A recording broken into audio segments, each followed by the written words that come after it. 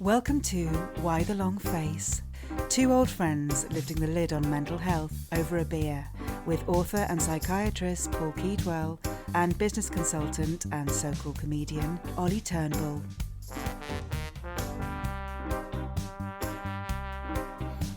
Hello everyone and welcome to Why the Long Face? Yes. Third season, third episode. How are you, Doctor?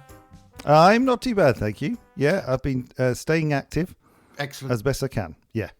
Excellent. And we've had beautiful sunny weather here in London for the bank holiday weekend, the Easter weekend. So that has put a little bit of a nice upside to some pretty grim figures coming through on COVID. Yeah, we should point out we're recording this on the 13th of April. So all these episodes in the COVID era, we're sort of time stamping. And where are we? We're very close to the 1,000-a-day deaths, aren't we? We're over 11,000 deaths. We are heading for being possibly the worst affected nation in the Western world, certainly in Europe. But yeah, it's not looking great. No, it's going to be really interesting listening back to this as well, how bad it gets, or whether we relatively escape. But at the moment, just for the record, yeah, horrible times. Nearly 1,000 deaths a day in the UK, and like you say, looking like we might be the worst in Europe / the world. So we're trying to keep our spirits up. Our Prime Minister is out of hospital, which is good news on the human level, something politically differently, but we are definitely not going into that. But we have a special episode, don't we, my friend? We do. Just before we move on, I just want to say there has been some good news in London, hasn't there? Oh, yes. The rate of admission has levelled off in London, but hopefully the other regions will follow suit. But yeah, we've got a very special episode in that this is the first one to do, as we promised in season 3, which is to invite an expert guest onto the programme. And today we are going to talk to Mark Bradley. He's going to introduce himself in a minute. Yeah. I suppose we could say that he's a gentleman who flies the world and is a specialist in trauma. So I guess we should say hello, Mark. Hi, Mark. How are you doing? Hi, Paul. Hi, Ollie. How are you doing? I know under normal circumstances we'd be having to pay you thousands an hour, but hang on, have we actually said he's doing it for free? Anyway, we'll talk about that afterwards. The horrible commercial. Talk about that later. We'll see how much money's left over after I've been paid. That's right. There's never any suggestion that I'm paid. Never any suggestion that I'm No, of course not. Mark, sorry, please give us a thumbnail on your world, your life, where you fit in. Okay, my world. What do I do for a job? Well, I come from the sort of standard background of working in the NHS. I'm a psychotherapist and a counsellor. But then I took a sabbatical and went to work for Médecins Sans Frontières in Indonesia a few weeks after the giant tsunami hit it. 8-9 years ago now. And I did that for 6 months, setting up psychological clinics to deal with the trauma. And then when I came back, someone picked up on it and employed me. And I now work for myself doing the same job. And I have a number of private clients, tourism, unfortunately, NGOs. I do a lot of work with NGOs. And when something horrible happens, usually an incident, a singular event, as it were, rather than the COVID stuff, they ask my advice. Sometimes I get to fly there to go to wherever it's happened and try and help and support the people in the organisation around the psychological effects of a critical incident, as we call them. I also train NGOs at hostile environment training, so I talk with them about what it's like to live and work in a hostile environment from the stressful side of it, usually places like Syria, things like that. But I guess we're all kind of living in a hostile environment at the moment. Exactly. We are living in a kind of a hostile environment, a kind of what feels like a war with increasing numbers of critically ill people in the population and a lot of fear, I guess, about people's health and safety. Exactly. I mean, that was the first thing we wanted to get your opinion on, Mark, is from your experience of these, what you call the major single events that happen over the globe that you get flown out to, which is, from my perspective, amazingly impressive. What are the similarities to what you're used to facing in the field and what's happening to us, particularly in the Western nations and the US, but all over the world at the moment? Are there parallels that you see? I think there is the main one, which is a big driver for how people are feeling, I imagine, is death. the thing about having a virus that's going around is that it's actually killing people, and it's likely to be killing people that either you know or you are friends of a friend of them. So that feeling of death that's around is very much sort of like the instance I deal with. There's a fear of death, and there is real death, and people are seeing it, and it's on the news a lot. And as human beings, part of our makeup, our psychology, is that we pay attention when other humans die, because it's very important to us. And you might think that sounds, well, that's fine, we should, but we don't necessarily pay attention at a very high cognitive level. Part of what we understand is going on, yes, they're in hospital, yes, it's a virus, yes, it's there, but part of it is also a much more basic level, fearful. A human being's died, I'm a human being, I can die. So I think there'll be that driving it. And the other big thing is I'm used to dealing with one-off events. So everything from a car bomb to an earthquake, and they're over quite quickly. And that brings around a specific type of reaction. This isn't over quickly, and it's not going to be over quickly. No, it's not a severe acute reaction, is it? It's not as severe as perhaps being involved in a near-death experience. So it's not something quite quick and it's happened, but it's chronic. It's a long-term thing. And chronic stress and chronic anxiety is actually more difficult to deal with than the big bang effects, where you go in and you can work with that. Things that go on over a long time get embedded. And I foresee after this there'll be a lot of work to do. Yeah, so Mark, what sort of things do you think we'll see further on down the line? The actual threat's gone with the effects of that chronic anxiety. So I guess we're talking about agoraphobia perhaps, or depression, those sorts of conditions, maybe dependence on alcohol. We're hearing more and more about people drinking more than they normally do during this lockdown. And I wonder if part of that is a kind of self-medicating process. It's actually covering up something, which then might lead on to an addiction problem. That's a really good point. I think, from my point of view, what will happen is, say, let's just think we're on a dial on a speaker. We're not going to go up to 11. We'll keep it to 10. And our normal day is usually about 3. And then if something big happens, we go up to 10 and react like that. Something like this might have us going along at, say, a 7. And then we get used to it being 7. So you can be quite stressed. You'll know yourself. You can be quite stressed and be physiologically measured as being quite stressed, but not feel stressed. But you are. And my concern is that won't go away. So even when they say, oh, lockdown's over, come on, we can get out, people will be hypervigilant. I think their sleep will be affected.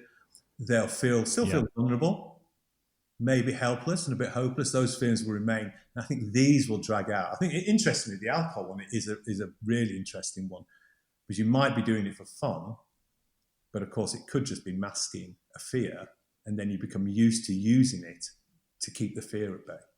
Yeah. I've noticed actually, Mark, you talk a lot about fear. Does that word encompass the trigger for lots of the problems that people see? Either we talk about the difference between acute and chronic, but is it almost like anxiety generated through fear that is your specialism, through trauma? And does that explain why you use the word fear quite a lot? Yes, and because if you look at really powerful reactions, the thing we see in acute, it's the closeness to death is a good one. How close was I to either being killed or seeing someone was killed, or what happened? And that generates a lot of fear. And when we get scared, when we have a huge amount of changes within the body, physiological change as well. Because of course, and I know you've done some stuff on this already, we're getting into the fight and flight stage, because there's a threat. Effectively, there's a bear. We just can't see the bear. And that will have physiological changes. And I think that they will stay quite raised. And I think it is fear. What's going to happen in the future? I mean, we're on lockdown every 2 weeks here. This is when we get our notice. It's going to come through tonight, whether we're going to be locked down again. And 2 weeks is a deliberate policy, I believe, because as humans, we find it quite difficult to imagine things happening to us in an emotional way beyond 2 weeks. We can plan ahead, But beyond 2 weeks, we get a bit wishy-washy about it. So I think they're doing it 2 weeks because it's a nice bite-sized chunk. If they came and said, not going to be allowed out for 2 months, I think there might be a bit more trouble trying to police that. I agree. So I just want to pick up on something that you said, Ol, which was that you said Mark deals in anxiety caused by fear, but I've always understood fear to be the cognitive or the thinking aspect of anxiety. In other words, there's always fear. The thought that leads to the physiological response and the awareness of being anxious, it's always of the form of, oh God, this might happen. But I guess with Mark, he's dealing, and that's why it's so relevant to a discussion about COVID, is he's dealing specifically with fear about death most of the time. Whereas you might worry about embarrassment. It's funny. There's another thing, another dimension to it, which I'd like both your opinions on. But Paul, you've just made me think. Right? Is the difference between, because to me, you're both professionals dealing with almost at different ends of the same thing, and it's funny. We're listening to you both. Well, they overlap actually. Absolutely, because Mark seems to deal very much more in justified fear, fear that's very real and very justified. Whereas you will deal with that as well, but I guess you'll also deal with the fears that are a little bit illogical or seem illogical or amplified out of proportion, Right. as well. I'm wondering, is that something that distinguishes? Well, I think the real value in what Mark does is to be able to go into a situation where people are having an acute stress reaction to an exceptional circumstance, usually a life-threatening one, and saying the physiological responses that you're having are part of a normal process, that you're not going crazy, that this is something that happens after a trauma. This is how long you should expect this to go on for. This is what a normal psychological reaction to trauma looks like. And then if someone's reaction to that trauma persists, or because of his experience he knows it's outside of the normal bounds of a normal reaction, he then might refer on to someone like myself and say, okay, look, actually maybe this person had pre-existing conditions that made them more susceptible to conditions such as post-traumatic stress disorder or depression or panic disorder, which persists beyond the time you'd normally expect people to start to adjust. Is that right, Mark? No, you're perfect. I mean, that's exactly what we do. And this does lend itself to the COVID. It's normalization. It's that these are normal reactions in an abnormal event.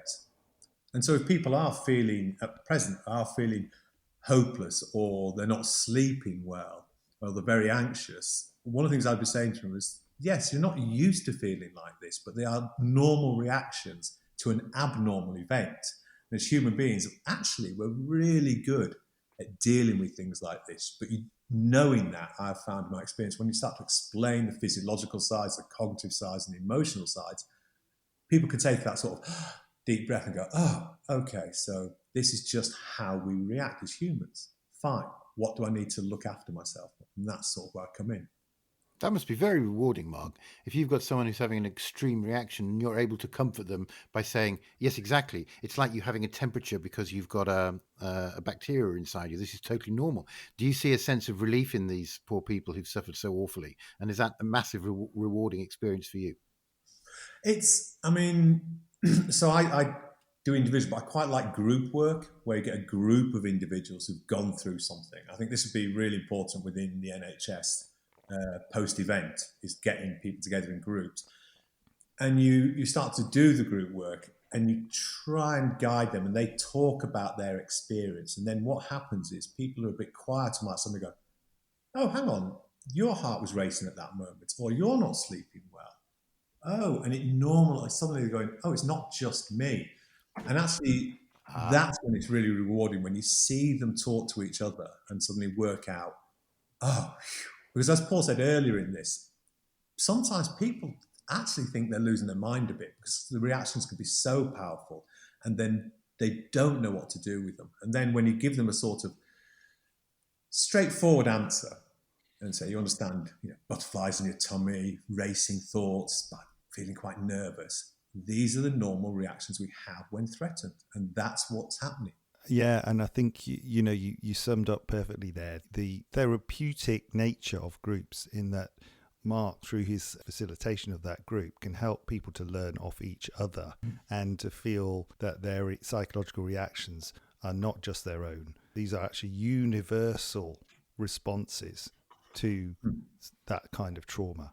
I never made such a clean connection between the work that both of you do, other than to say it's almost as if Mark is looking at the extreme and comforting people that they are normal, and Paul, you're looking more at the where it falls into the arena of the abnormal reaction, and that may be an interesting or useful demarcation between the work that you both do. I think that's really quite clean. I like that. I do have another question, Mark, and it's something I've asked Paul before, and I think it's it's something that he's had to manage, and that is there a time when you take it on your shoulders yourself, the stress from your I don't want to call them patients really, I suppose call them clients. And is there ever a danger, particularly in an extreme situation, where you can absorb some of the stress into yourself? And are you able to use the methods you use on your clients on yourself when you're in situations which I can only imagine are terrifying and I'd run a mile from? It depends to a certain extent. Because of the nature and the training I've had for the work that I do now, when I turn up, I have a general feeling that I'm there to help. And you do get quite a lot of good feedback quite quickly. So you get that nice little reward cycle going around that you're doing something good. And I had some, very, very good trainers and mentors when I was in the NHS. And one of them said something that all stuck with me, which was, I know it can be hard, Mark, but actually just turning up and trying to help is useful for them. And I thought, okay, right, that takes the pressure off me. Just being there, just being able to support them and say, I get it. It's grim. I'm doing something. And then you build from that. Well, in the NHS, it was harder, I have to say, getting client after client on sort of a session after session. I worked with children then as well. And I'd still say now, if I have to go to an instance there's children who are dealing with a family, that's the one where it's quite difficult. But then I have a good support network here, and I know it's going to be difficult, and I know what to look out. I mean, I know I'm stressed at the moment on the lockdown. I don't feel stressed. If someone asked me, without my knowledge, I might be like, no, I feel fine, but I know I am because I can see the little signs in me that are always a sign of stress with me. So I'm thinking, okay, you just need to be aware of that, Mark. Yeah, I think that's right. I think people I talk to, they'll say, yeah, I'm not consciously aware that I'm panicking or anything like that, or even that I'm fearful. But yeah, maybe I'm waking up a bit earlier than normal, or I'm having a bit more indigestion than normal, or that skin complaint that I get occasionally, that seems to have sprung up, that I've had a bit of a psoriasis attack or something like that. All these physical manifestations that you're just running at, as you say, at 7 rather than 3. I mean, I do think that in our professions, we're bound to take some of the stress home. And I think it's a skill learning to let go at the end of the day. And we're using those anxiety control techniques on ourselves. But also, it's interesting when Mark said about it being difficult when you're turning up to see someone who day in, day out appears very distressed, and you feel their helplessness transferring onto you in a way, because you're not seeing any objective improvement, but actually you're helping the healing process over time, and things would be worse for them if you weren't a familiar face. I mean, in a sense, I guess that's the same in any job. You have a problem that doesn't go away, and that causes stress in any line of work. You're right. You have, don't you, ways of categorizing problems within a system, and they can equally be applied to the problems of treating an individual in a system called the NHS. And some of the problems within that system can be identified and are solvable, but some are not solvable. Some of them are what you call irrational problems, right? In my work, we do a lot of project work, and that can be equally frustrating in that you can't move forward, and it's your responsibility to move forward. So you find yourself in a place where you have no control over the situation that you're responsible for. And I think that stress is just as real. I think with what you guys do, there's the added element, obviously, of watching human suffering, which I know I'd struggle with. And I think I guess you've got to work on setting yourself aside from that. No, but your description there of having a project where you're trying to solve something, but something is equally pushing back and making it impossible is a good metaphor, I think, probably for how we're all feeling during lockdown right now. 100%. When you said something then, I've been thinking about this at the beginning, about control. And it's interesting, isn't it, that you were talking about your role, Oliver, and when you start to feel that you haven't got control. And it's the same with the COVID. I think one of the things that's going to be pushing that is that sense of control of our destiny is being diminished. Yeah. People go, oh, we're going to fight it. We're going to do this. It's a very emotive word. You can't. And yeah, you can't fight it. And I think people hear those words. And for all the people who might say, oh, it sounds good, a lot of people also think, how do I fight a pandemic? The doctors fight a pandemic. The nurses fight a pandemic. The care home people fight a pandemic. I'm just waiting to not be a victim or be a victim. And that lack of control is a real driver for things like anxiety and depression. Yes. Do you remember all the work on locus of control? Yeah. Where your locus of control is, whether it's internal or external. And right now, it's external. We don't feel in control, and that's shown to lead to worsening psychological health. Oh, what does it mean? What does it mean, locus of control? Just explain exactly the locus part. Where's the agency that's controlling your destiny? Is it you and your decisions and your will and your strategies and your action, or is it something else that you can't control, which is outside of you? And of course, ultimately, we're completely dependent, as Mark says, on all these other professionals, and ultimately some pharmaceutical company coming up with an effective vaccine for us to be able to resume control again of our lives. Imagine if you're single at the moment and wanting to date and find a relationship. You can't, can you? You can't restore that control right now. Maybe your business idea was to take a podcast, take it around the country and have public presentations. That's gone. Not control over that anymore. The most stressed I feel, Paul, Mark, is when I look at, I like my numbers and you like your numbers as well, Paul, and Mark likes the numbers, and we look at the numbers and we're trying to see things in it which gives us a positive message. And you'll say to me, it doesn't look right. It doesn't look good if you do the 7-day average. And I'm like, I'm tempted to go, I don't want to do the fucking 7-day average because it's going to make me feel worse, Paul. And your science and your logic. And then I do the 7-day, oh Christ, he's right, it looks shit. Oh my God. And I look at my graphs and I think, I can't make these graphs go down. Interestingly, I'm talking with the hospitals, and one of the things that's coming back is all these professionals seeing people going into ICU, going onto ventilators and feeling helpless because there's nothing they can do. So that once they're on the ventilator doing this, they're saying they're getting report back. I know all I'm doing is waiting. I'm just waiting and watching and waiting and watching. And all my skills, all my training comes to nothing in the face of this. So that's some of the feedback we're getting back that's going to have to be dealt with after this, just about the people who are actually dealing with it. So it's not just, us people at home feeling like that. The people who really know what they're doing, have trained for decades and have got this nailed on, who are also facing this abnormal event. And so we're getting feedback and that control just going. Yeah. So what happens in my game, lads, in the game of management consultancy, where we're not really doing anyone any good, is we take things like this from medicine, life sciences generally, and from academia, and then we weave them into our next PowerPoint to make ourselves look clever. I shit you not. So locus of control is something that will feature on a PowerPoint presentation that I will be doing within the next, let's say, 2 weeks. I have another question for Mark. And by the way, before I do that, were you of the perfect age to remember MASH, the TV series? Yes. And for the youngsters, apologies. One of my favourite characters is the psychiatrist who comes in to make sure that they're not all cracking up. He comes in, he's maybe in 2 or 3 episodes a season. And listening to you, Mark, you sound like that guy who's got quite a cool role in that he comes in and sort of doctors the doctors, as it were. It's a meta doctor, as it were. And his scenes with Alan Alda were always great because Alan Alda would crack wise and the guy would understand that he's hiding some psychological stress. I love MASH. Anywho, my question is this.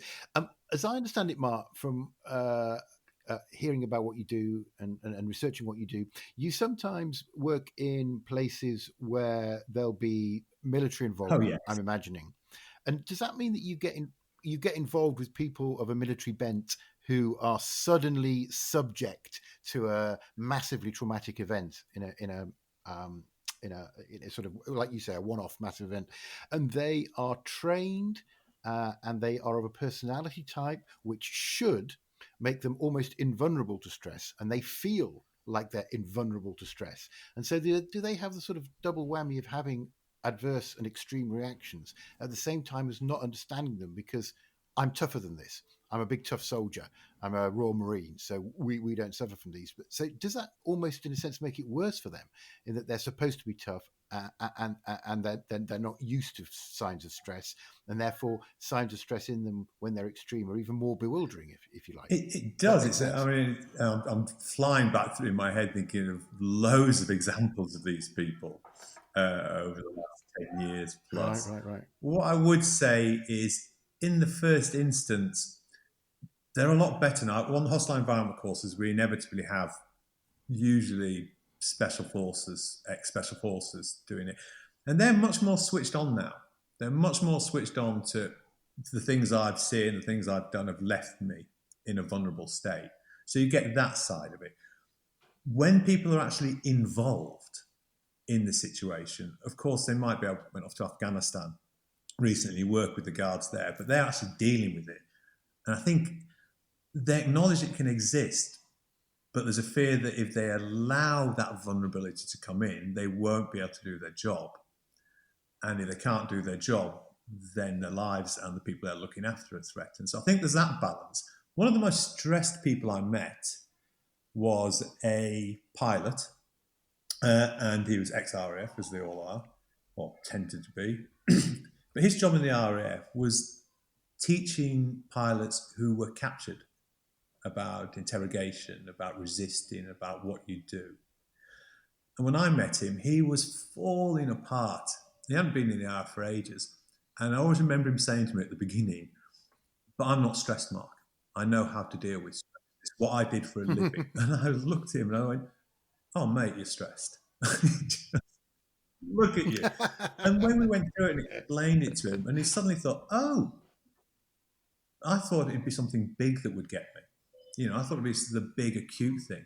And that's what I've been trained for." Actually, it was a breakup of a relationship, a hostile environment at work, things that he thought he could just cope with, and he hadn't been able to cope with them at all. Right. So again, it's the chronic over the acute. One of the problems, of course, was because he thought he didn't get stressed or could deal with stress, and his concept of what stress was, he had just ignored all these things. And the reason I got to see him was he was driving to work and had to phone up work and said, "I can't fly the plane." Driving to work. And he'd been feeling like this for weeks. Yeah. So because he didn't think it would affect him. But it does. It's human. Of course it affects you. Wow. Yeah. So I suppose we're back to the situation of the chronic stress of COVID. What lessons do you think that we can give to people listening, Mark, about managing the chronic over the acute? Oh, that's such a big question. I mean, the first thing I would say is, you're at home, you've got a laptop, get onto your favorite search engine, because there are some brilliant pieces of advice out there just of what to do. So the answers are all there, and it's nothing big. So, for instance, myself, the things that I'm doing, I'm regulating exercise. So I've started exercising more. Smaller amounts, so it's shorter, half an hour rather than try to do an hour, but I try and do it every day. I am watching what I'm eating a bit more, being careful about that. When I have a weekend, I go Monday, Friday jobs, stagger them what I'm going to be doing. Come Saturday, Sunday, I treat it as Saturday, Sunday, it's my weekend off. So I actually plan it differently. So I'm trying to have, back to exactly what Paul was saying, I can't control what's happening with the virus. That's other people's work. But I can control what I can do within this limited environment. So very simple step. Apart from what your 3-year-old's doing behind you. Yeah, carry on, Mark. Carry on. Yeah, I did child psychotherapy for decades, and I've got no idea. Anyway, I think she's an outlier, mate. I'm pretty sure it is. Anyway, so simple things like this is not deep, big psychology. I think when we come out of this, there will certainly be a call for much more of the sort of tier work that Paul does, the higher level stuff. I think for now, it's about looking at what you can control that's around you and making the most of that. I would also, I had to, because I just couldn't sleep with the work that I had. It was, I was constantly mulling them over and had very bad sleep patterns. So I had to learn deep breathing and visualization. Right. And so now, if I go to bed, as my beautiful partner will tell you when she gets very annoyed, 2 to 5 minutes and I can be pretty much asleep. Because I start doing it naturally. And of course, I know to do it, but if I'm really anxious or worried about something, deep breathing is not going to work. But it'll slow me down to think about what I need to do. So lots of really good, simple techniques out there. Yeah.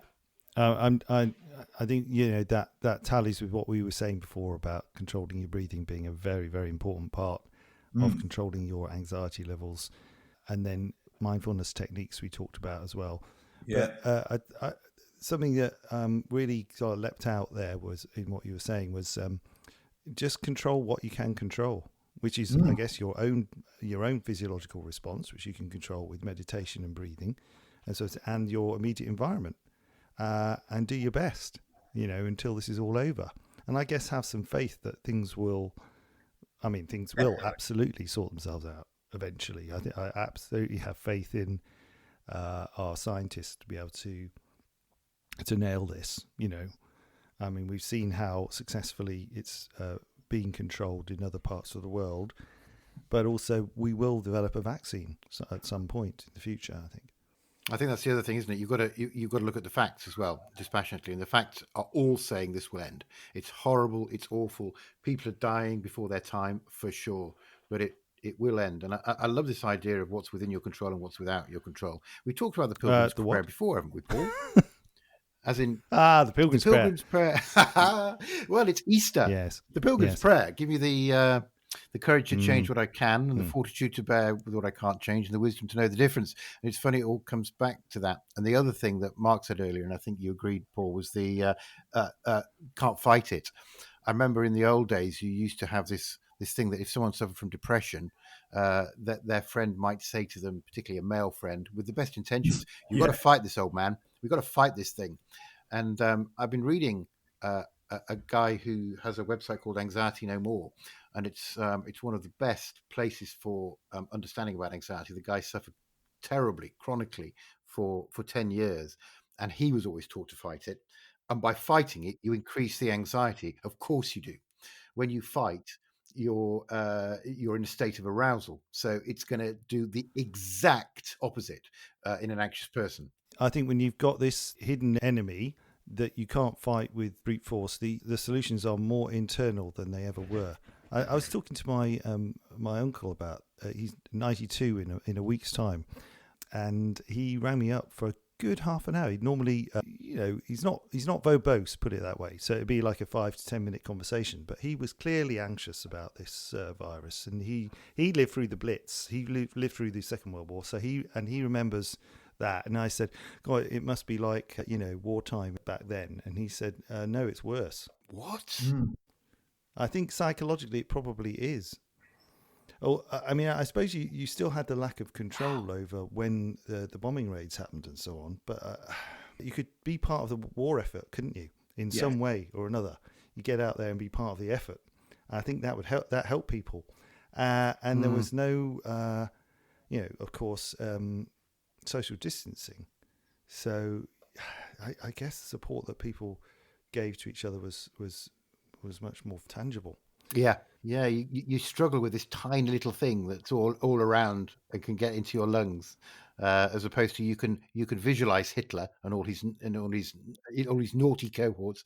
God, that's really interesting. I'm really surprised that someone would say that, because we were saying, weren't we, that some people were sort of predicting that mental health would improve during this pandemic, forgetting, of course, that a lot of what helped the sense of well-being in the war was this communal fight against this identified enemy that that isn't really there with this virus because it's all around us. It's something about not being able to see it. Well, it's you. I mean, I think you've hit all the things that are really important there. So people kind of they understood the fight against fascism, lots of propaganda about how to deal with it. You could see things happening. It made sense. I think a pandemic is incredibly scary because, let's face it, what was the most popular film that was on? I think it was on Amazon or Netflix. Contagion. Yeah. It's still in the top 10 on Netflix. I mean, it's not a particularly good movie either. It totally came out of the SARS. The last SARS outbreak was in 2004, and the film came out in 2011, 7 years later. Yeah, but it's if you watch it, which I have, it's remarkable the parallels because of course it's a similar virus. One of the things you said then, going back to the Great War when we all banded together with the Blitz spirit. Yeah. One of the things that's been, they did a survey mental health survey just before the UK did its proper lockdown. And the things you've been talking about came out in it: anxiety, worries, increased rates of depression. Loneliness was a big thing that came out of it. One of the things they found that really helps is volunteering, joining a community group. Talking to them about what you can do, what you'd like to do, trying to help in that way. Even if you don't really get out and do anything, you are doing something as part of a community. So volunteering, whenever I see lots of people going for volunteering, they're talking about it, they're going out in the streets, delivering shopping, I'm thinking, this is brilliant for mental and emotional health. And that's that replication of joining together from the Second World War. Well, I'm going to say that actually having to go into work every week, although people say, oh, God, that must be awful and anxiety-provoking, then they're forgetting about that side of it, which is I'm going into a community of people who are all going through the same thing, and we're coming up with solutions together, and that, I think, is important. I think it's actually helpful to my mental health. I even thought about volunteering for the Nightingale recently. I'm still mulling that over, but I know that would be an amazing environment in which to work. Maybe it goes back to what your uncle was saying.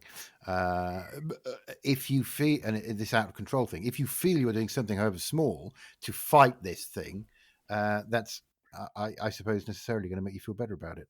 Yeah. Good. I guess we might be approaching the end. I don't mean of humanity. I mean of this. Hopefully podcast. Not of this of humanity. Very uplifting. That is brilliant. That's brilliant. You just undone 50 minutes of anxiety management. And the conclusion is, I think, yeah. Well, the conclusion is that the Pilgrim's Prayer, control the things you can, volunteer in the community, and realise it's going to be over. Yeah, no, I think you summed it up perfectly then. I just reiterate to people listening that these are normal reactions that you're having in an abnormal event. And what we know is, to go more the sort of prayer side of it, that this too will end. And it will. And people will look back. And when you look back and you're out of this anxious, fearful state, even if it's quite low level, you'll look back and realize, wow, actually we did it. As a nation, as a world, we had to do quite extraordinary things that we didn't want to do, that we were scared, but we did it. That time will come. I genuinely believe that. People will be more resilient. Yeah, fantastic. Great place to end, I think, Oliver. Couldn't agree more. So just to conclude by saying, please do get in touch with us. Tell us about the methods you found that have been useful to control your anxiety during these difficult times. Get in touch with us at ytlf.com, that's whytlf.com, or by Facebook on the same handle, or Twitter. Tweet us, Oliver. Tweet us, that's the one. But it would be great to hear your feedback. Brilliant summary from Mark. I can tell why Mark's good at his job, to be honest, Paul. I feel quite a lot better just for having heard his calm northern tones and wisdom, frankly. Very reassuring. I'd like to point out that people are getting in contact with us to give us their experiences of lockdown, good and bad, and we're gonna go through some of those in the next couple of episodes. But Mark will not be the last special guest. Indeed. And we might even have Mark back on again at some point in the future, because I do want to do an episode on trauma all by itself. Oh, that would be great. Bye for now. Bye bye. Thanks, Mark. Bye bye.